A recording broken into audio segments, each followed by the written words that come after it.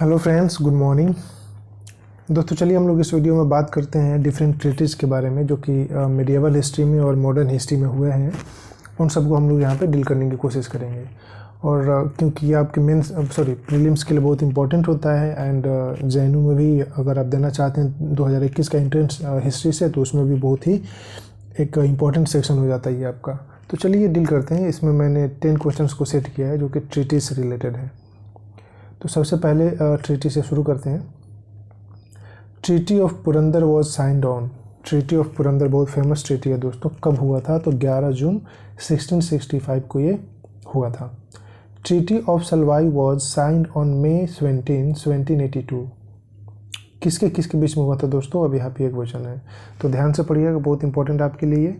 Maratha empire and British East India company के बीच में, या फिर Madhav Rao made an agreement with the English in October 1781। C number settled second Anglo Maratha war, और D settled third Anglo Maratha war.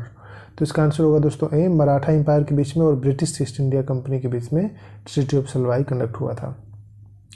अब हमें यहाँ पे करेक्ट ऑप्शन चुनना है ट्रीटी ऑफ बेसिन के बारे में। तो चलिए रीड करते हैं पहले। The treaty by its direct and indirect operation gave the company the empire of India।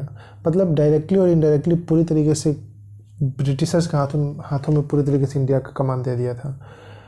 Peshwa sought the alliance of the English and signed the Treaty of Basin on December 31st, 1815।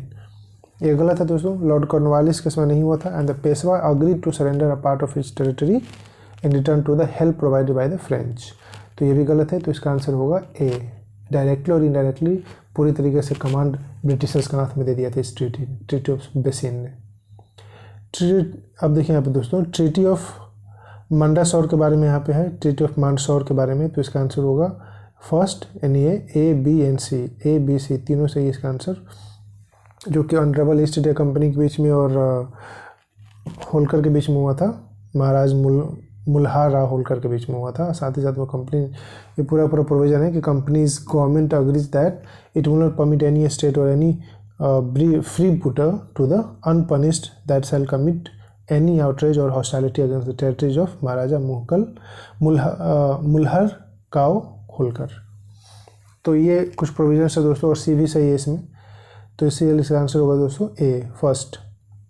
What do you know about treaty of Amritsar? Amritsar के treaty के बारे में आपको क्या पता है? तो यहाँ पर आपको चुनना है, तो आंसर होगा the treaty of Amritsar mark the beginning of Dogra rule in Kashmir. Kashmir में जो डोगरा रूल शुरू हुआ था वो ट्रीटी ऑफ अमृतसर के चलते ही शुरू होता है, एक तरीके से वो माना जाता है कारण उसका। यहाँ पे ट्रीटी ऑफ श्रीरंगपट्टनम के बारे में आंसर है दोस्तों कि कौन सा सही है, ट्रीटी ऑफ श्रीरंगपट्टनम। तो ट्रीटी ऑफ श्रीरंगपट्टनम से रिलेटेड क्वेश्चन का इसका आंसर होगा B and D is the correct answer. यानी fourth number, B in the third Anglo Mysore war, and D under the terms of treaty Mysore ceded about 1/2 of its territory to the signatories. तो ये इसका दो option है। Next question दोस्तों, treaty of Surat के बारे में इसमें से कौन सा ऑप्शन सही है? तो इसका आंसर होगा ए एंड डी। ए 6 मार्च 1775 यानी 1775 को साइन किया गया था, and the Warren Hasting annulled the treaty of Surat. Warren Hasting उस समय इस ट्रीटी को खत्म कर दिया था बाद में। फर्स्ट एंग्लो मराठा वॉर कब हुआ था? जेएनयू इस बार क्वेश्चन पूछा था हिस्ट्री में। Second Anglo Maratha war, first Anglo Maratha war, third Anglo Maratha war.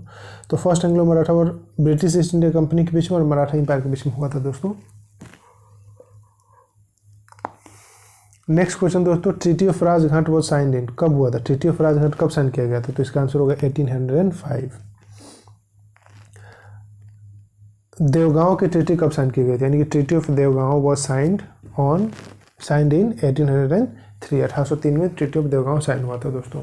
तो दोस्तों ट्रीटी का जो क्वेश्चन है वो आपके लिए बहुत इंपॉर्टेंट है, और साथ ही साथ में आपको ये पढ़ना पड़ेगा क्योंकि इससे क्वेश्चन हर एक साल पूछे जाते हैं। हो सकता है कि अगले साल पूछ ले आईएएस में और जेएनयू में, कहीं भी कभी भी क्वेश्चन पूछे जा सकते हैं, इसीलिए आप इसको याद कर लीजिएगा अच्छे से। Thank you so much.